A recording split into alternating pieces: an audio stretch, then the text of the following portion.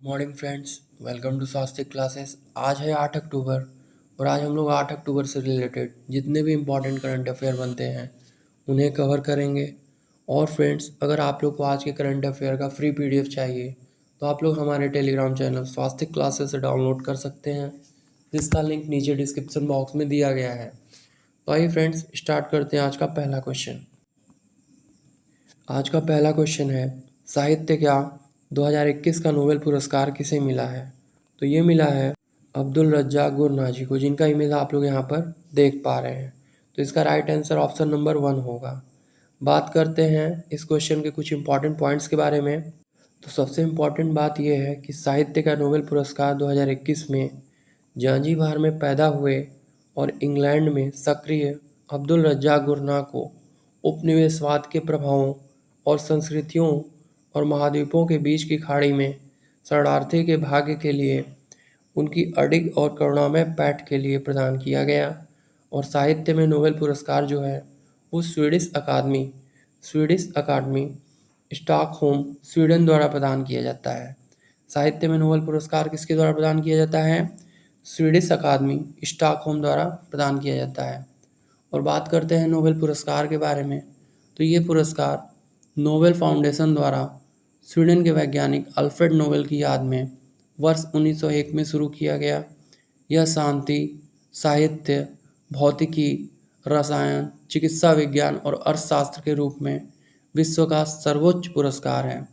इस पुरस्कार के रूप में प्रशस्ति पत्र के साथ $10 लाख की राशि प्रदान की जाती है। अल्फ्रेड नोबेल ने कुल 355 आविष्कार किए, जिनमें डायनामाइट का आविष्कार भी था। और नोबेल को डायनामाइट और इस तरह के विज्ञान के अनेक आविष्कारों की विध्वंसक शक्ति की बखूबी समझ थी। और सबसे महत्वपूर्ण बात यह है कि अभी हाल ही में मेडिसिन के क्षेत्र में और रसायन के क्षेत्र में भी नोबेल पुरस्कार दिया गया है। तो आइए फ्रेंड्स, अब देखते हैं नेक्स्ट क्वेश्चन। नेक्स्ट क्वेश्चन है, भारत का पहला ई फिश बाजार ऐप किस राज्य ने लॉन्च किया है? तो ये लॉन्च किया है असम राज्य ने। और सबसे महत्वपूर्ण बात यह है कि असम में देश का पहला ई फिश मार्केट ऐप लॉन्च किया गया है। इस ऐप के माध्यम से खरीदारों और विक्रेताओं दोनों को मछली, जलीय कृषि उपकरण और मेडिसिन मछली फीड और मछली बीज ऑनलाइन एक ही प्लेटफॉर्म पर बेचने में मदद मिलेगी। और बात करते हैं असम के बारे में। तो असम जो है वो उत्तर पूर्वी भारत में एक राज्य है। असम अन्य उत्तर पूर्वी भारतीय राज्यों से घिरा है। भारत भूटान तथा भारत बांग्लादेश सीमा कुछ भागों में असम से जुड़ी है। इस राज्य के उत्तर में अरुणाचल प्रदेश, पूर्व में नागालैंड तथा मणिपुर, दक्षिण में मिजोरम, मेघालय तथा त्रिपुरा एवं पश्चिम में पश्चिम बंगाल स्थित है। आइए फ्रेंड्स, अब देखते हैं नेक्स्ट क्वेश्चन। नेक्स्ट क्वेश्चन है, विश्व कपास दिवस कब मनाया जाता है? तो ये मनाया जाता है आपके 7 अक्टूबर को। और सबसे महत्वपूर्ण बात यह है कि हर साल विश्व कपास दिवस 7 अक्टूबर को मनाया जाता है।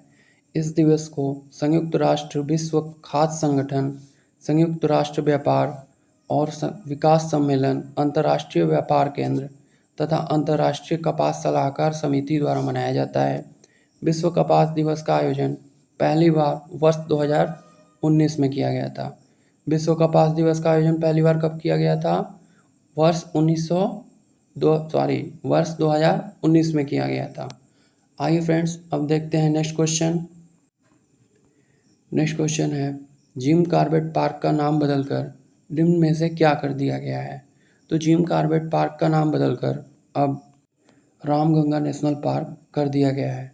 और इस क्वेश्चन का सबसे इम्पॉर्टेंट बात यह है कि देश के प्रसिद्ध नेशनल पार्कों में एक जिम कॉर्बेट टाइगर रिजर्व का नाम बदलकर रामगंगा नेशनल पार्क किया गया है। और जिम कॉर्बेट नेशनल पार्क की स्थापना 1936 में की गई थी।